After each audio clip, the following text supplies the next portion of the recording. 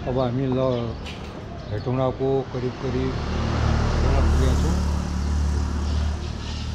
श्रीकृष्ण खोवा बिक्री भण्डार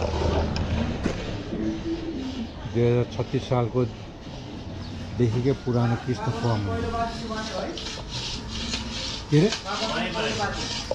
खोवा पाक्दैछ यहाँ। तपाईँ नि हो पहिलाको यहाँको खोवा बाजे दोभान्चो 2036 साल। 2036 सालदेखि उहाँले खोवा पकाएर। यो चाहिँ के हो? पेडा काभ्रे जिल्लाको जन्म। काभ्रेबाट यहाँ आउनुभएको।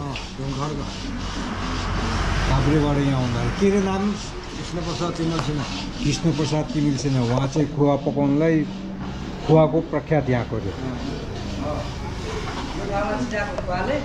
के अरे यो ठाउँलाई चिनाएको खोवालाई चिनाएको हाम्रो बुवाले भन्ने नारै बनाएको छ। ए ओहो, चुच्चे खोलालाई चिनाएको खोवाले, खोवालाई चिनाएको बुवाले। यो चाहिँ एकदम अब कान्ति राजपथबाट हेटौँडा जानुभयो भने यो ठाउँमा बसेर चाहिँ एकदम खोवा खान चाहिँ नबिर्सिनु होला। शुद्ध खोवा। तपाईँ कति वर्ष भयो यहाँ पकाएको? मैले 58 वर्ष। 58? तपाईँ 58 वर्ष हुनुभयो यहाँ खोवा बनाउनु लाग्नुभयो? कति वर्ष भयो? 40-42 वर्ष। 40 वर्ष भइसक्यो।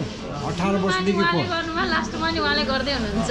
ए हो र? फर्स्टमा बुवाले सुरु गर्दाखेरि नि उहाँले नि सुरु गर्नु भयो। 25 रुपियाँ तलबदेखि। ए 25 रुपियाँ तलबदेखि अहिलेसम्म हुनुहुन्छ। अहिले कति तलब? अहिले त 18-20 हजार पर्छ। ए 18-20 हजारले पुग्छ त अलि? अब खाइ खर्च हाम्रै हुन्छ नि त। अनि हजुरको नाम के? नमस्ते, मेरो नाम अनिता तिमल सिन्हा।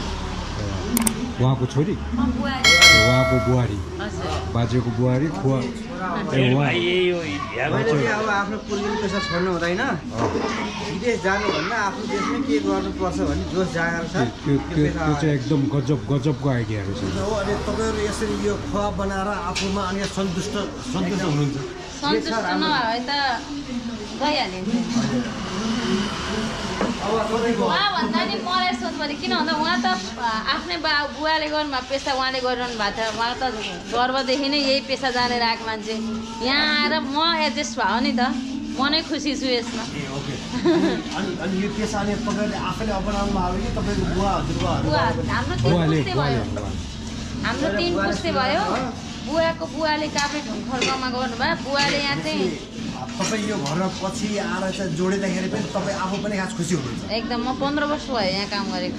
यहाँ आएर केही छ यसमा अलिकति अप्ठ्यारोहरू अरू त केही छ? छैन। यहाँ त अहिले यो बाटो राजमार्ग भएको छ, व्यापार भएको छ, बनाएर यहाँ त अझ यतिसम्म छ कि हामीले आफूले मात्र नगरेर यहाँ अब 2-3 वटा स्टाफ हुनुहुन्छ। उहाँहरूलाई रोजगारी भयो। कृषकले अब कति ठाउँमा दुध फ्याला भनेर सुन्नुहुन्छ नि हजुरले। यहाँनिर 115 रुपियाँ लिटरमा हामीले दुध खरिद गर्छौँ। कृषकलाई मरेर डेरीमा 100 रुपियाँ लिटर आउँछ।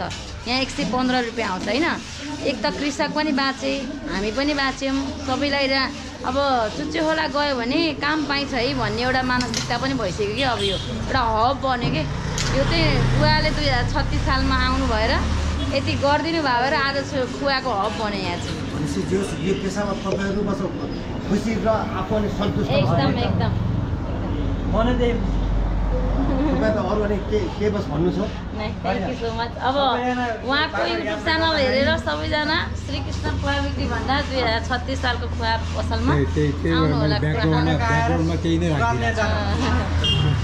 नभए लगनखेलसम्म डेलिभर पनि हुन्छ है। लगनखेलसम्म? हजुर, लगनखेलसम्म। काठमाडौँ लगनखेल र बल्खुसम्म डेलिभर पनि सेवा छ। हस्, थ्याङ्क यू।